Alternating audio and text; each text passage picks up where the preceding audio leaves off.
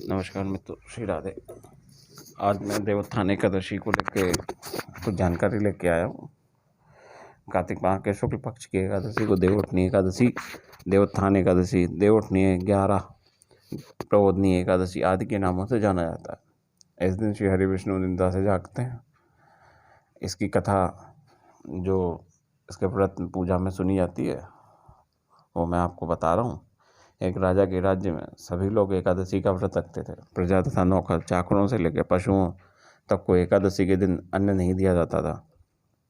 एक दिन किसी दूसरे राज्य का एक व्यक्ति राजा के पास आकर बोला, महाराज कृपा करके मुझे नौकरी पर रख लें। तब राजा ने उसके सामने एक शर्त रखी कि ठीक है, रख लेते हैं, किंतु रोज तो तुम्हें खाने को सब कुछ मिलेगा, पर एकादशी को अन्न नहीं मिलेगा। उस व्यक्ति ने उस समय हाँ कर ली। पर एकादशी के दिन जब उसे फलाहार का सामान दिया गया तो वह राजा के सामने जाकर गिड़गिड़ाने लगा, महाराज इससे मेरा पेट नहीं भरेगा, मैं भूखा ही मर जाऊंगा, मुझे अन्न दे दो। राजा ने उसे शर्त की बात याद दिलाई, पर वह अन्न छोड़ने को राजी नहीं हुआ। तब राजा ने उसे आटा, दाल, चावल आदि दिए। वह नित्य की तरह नदी पर पहुंचा और स्नान कर भोजन पकाने लगा। जब भोजन बन गया तो वह भगवान को बुलाने लगा, आओ भगवान, भोजन तैयार है।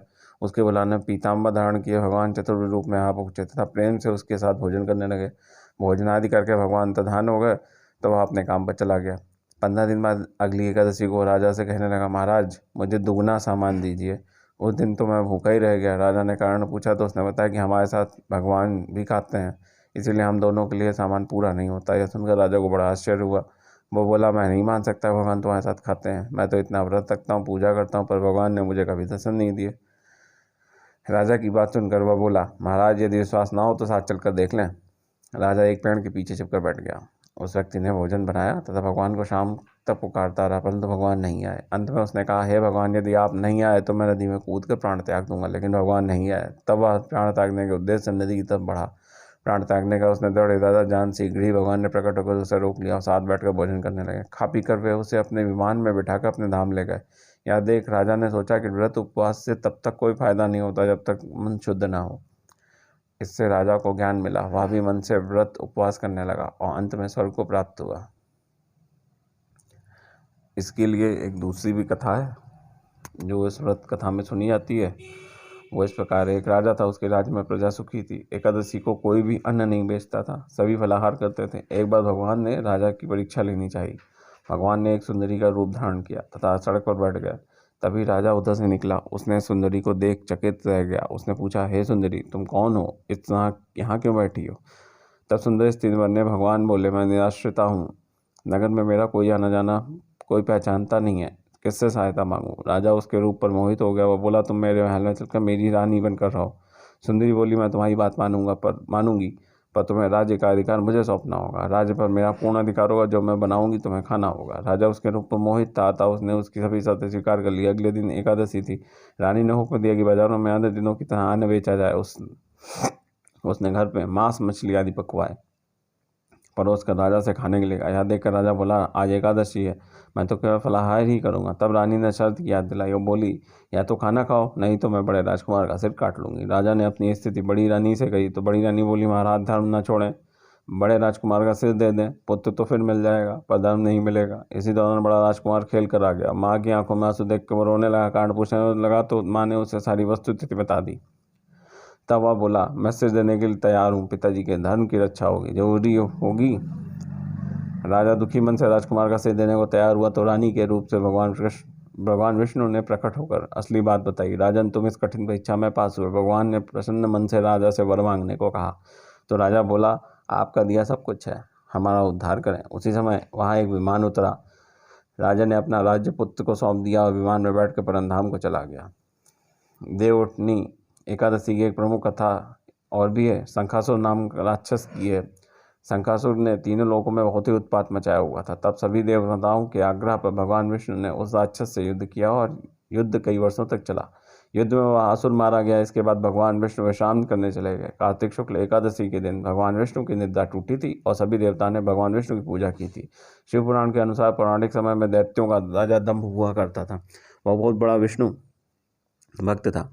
कई सालों तक उसके यहाँ संतान नहीं होने के कारण उसने शुक्राचार्य को अपना गुरु बनाकर उससे श्री कृष्ण मंत्र प्राप्त किया। यह मंत्र प्राप्त करके उसके पुष्कर सरोवर में घोर तपस्या की। भगवान विष्णु उसकी तपस्या से प्रसन्न हुए, उसे संतान प्राप्ति का वरदान दे दिया। भगवान विष्णु के वरदान से राजा दंभ के यहाँ एक पुत्र ने जन्म लिया। उस पुत्र का नाम शंखचूर्ण रखा गया। बड़ा होकर शंखचूर्ण ने ब्रह्मा जी को प्रसन्न करने के लिए पुष्कर में घोर तपस्या की। उसकी तपस्या से प्रसन्न होकर ब्रह्मा जी ने उसे वरदान मांगने को कहा। तब शंखचूर्ण ने वरदान मांगा कि वह हमेशा अजर अमर रहे, वह कोई देवता उसे मार नहीं पाए। ब्रह्मा जी ने उसे यह वरदान दे दिया। क्या बद्री बन जाकर धर्मध्वज की पुत्री तुलसी को तपस्या कर रही है, उससे विवाह कर लें। शंखचूर्ण ने वैसा ही किया। तुलसी के साथ विवाह के बाद सुखपूर्वक रहने लगा। उसने अपने बल से देवताओं, असुरों, दानवों, राक्षसों, गंधर्वों, नागों, किन्नरों, मनुष्यों तथा त्रिलोकी के सभी प्राणियों पर विजय प्राप्त कर ली। वह भगवान श्री कृष्ण का परम भक्त था। शंखचूर्ण के अत्याचारों से सभी देवता परेशान होकर ब्रह्मा जी के पास गए और ब्रह्मा जी ने उन्हें भगवान विष्णु के पास ले गए। भगवान विष्णु ने कहा, शंखचूर्ण की मृत्यु भगवान शिव के त्रिशूल से ही होगी, अतः आप उनके पास जाएं। भगवान शिव ने चित्ररथ नामक गण को अपना दूत बनाकर शंखचूर्ण के पास भेजा। चित्ररथ ने शंखचूर्ण को समझाया कि वह देवताओं को उनका राज्य लौटा दे, पर शंखचूर्ण ने मना कर दिया। वह कहा, महेश्वर से युद्ध करना चाहता है। महेश्वर भगवान शिव को जब यह बात पता चली तो वे युद्ध के लिए अपनी सेना लेकर निकल पड़े। इस तरह देवता और दानवों का घमासान युद्ध हुआ, परंतु ब्रह्मा जी के वरदान के कारण शंखचूर्ण को देवता नहीं हरा पाए। भगवान शिव ने शंखचूर्ण का वध करने के लिए जैसे ही अपना त्रिशूल उठाया, तभी आकाशवाणी हुई, जब तक शंखचूर्ण के हाथ में श्रीहरि का कवच है, इसकी पत्नी का सतीत्व अखंड है, तब तक इसका वध असंभव है। आकाशवाणी सुनकर भगवान विष्णु वृद्ध ब्राह्मण का रूप धारण कर शंखचूर्ण के पास गए, उससे श्रीहरि कवच दान में मांग लिया। शंखचूर्ण ने वह कवच बिना किसी संकोच के दान कर दिया। इसके बाद भगवान विष्णु शंखचूर्ण का रूप बनाकर तुलसी के पास गए। शंखचूर्ण रूपी भगवान विष्णु ने तुलसी के महल के द्वार पर जाकर अपनी विजय की होने की सूचना दी। यह सुनकर तुलसी बहुत प्रसन्न हुई, प्रतिरूप में आए भगवान का पूजन किया व रमण किया। ऐसा करते ही तुलसी का सतीत्व खंडित हो गया और भगवान शिव ने युद्ध में अपने त्रिशूल से शंखचूर्ण का वध कर दिया। तब तुलसी को पता चला कि वे उनके पति नहीं हैं, बल्कि वे तो भगवान विष्णु हैं। क्रोध में आकर उस तुलसी ने कहा, अपने छल पूर्वक मेरा धर्म भ्रष्ट किया है और मेरे पति को मार डाला, अतः मैं आपको श्राप देती हूँ, आप पाषाण होकर धरती पर रहें। तब भगवान विष्णु ने कहा, देवी, तुम मेरे लिए भारतवर्ष में रहकर बहुत दिनों तक तपस्या कर चुकी हो। तुम्हारा यह शरीर नदी रूप में बदलकर गंडकी नामक नदी के रूप में प्रसिद्ध होगा।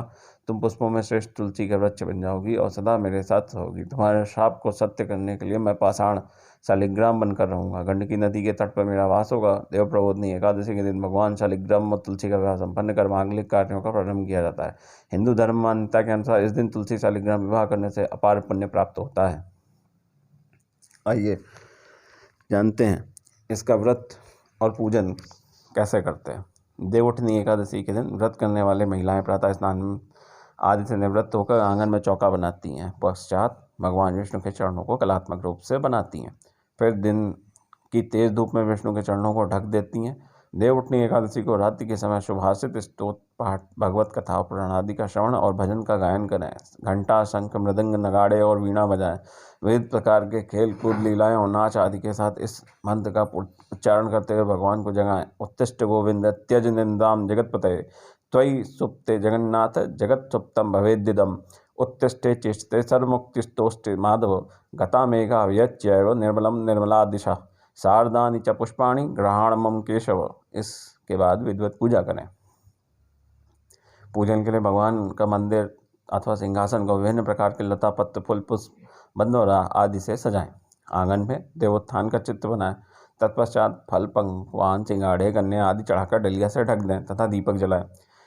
विष्णु पूजा या पंचदेव पूजा विधान अथवा रामचंद्रमार्चन चंद्रिका आदि के अनुसार श्रद्धापूर्वक पूजन तथा दीपक, कपूर आदि से आरती करें। इसके बाद साथी प्रहलाद, नारद, पाराशर, पुंडरीक, व्यास, अम्बरीश, शुक, शौनक, भीष्म आदि भक्तों का स्मरण करते चरणामृत, पंचामृत व प्रसाद वितरित करें। तत्पश्चात एक रथ में भगवान को शालिग्राम को विराजमान कर स्वयं उसे खींचें तथा नगर, ग्राम या गलियों में भ्रमण कराएं। शास्त्रानुसार जिस समय भगवान 3 पथ भूमि लेकर विदा हुए थे, उस समय दैत्यराज बलि ने बावन जी को रथ में विराजमान कर स्वयं उसे चलाया था। ऐसा करने से समुत्थिते ततो विष्णु क्रिया सर्वा प्रवर्तयेत के अनुसार भगवान विष्णु योग निद्रा को त्याग कर सभी प्रकार की क्रिया करने में प्रवृत्त हो जाते हैं। अंत में कथा श्रवण कर प्रसाद का वितरण करें। इसी के साथ मित्रों, ये तीनों कथा मैंने आपको सुनाई और पूजा विधान भी बताया है। आगे अन्य जानकारी के लिए मैं आपके साथ ऐसे ही उपस्थित होता रहूँगा। चैनल अच्छा लग रहा हो, मेरी दी हुई जानकारी आपको पसंद आ रही हो, तो चैनल को लाइक करें, शेयर करें, सब्सक्राइब करें। धन्यवाद। श्री राधे।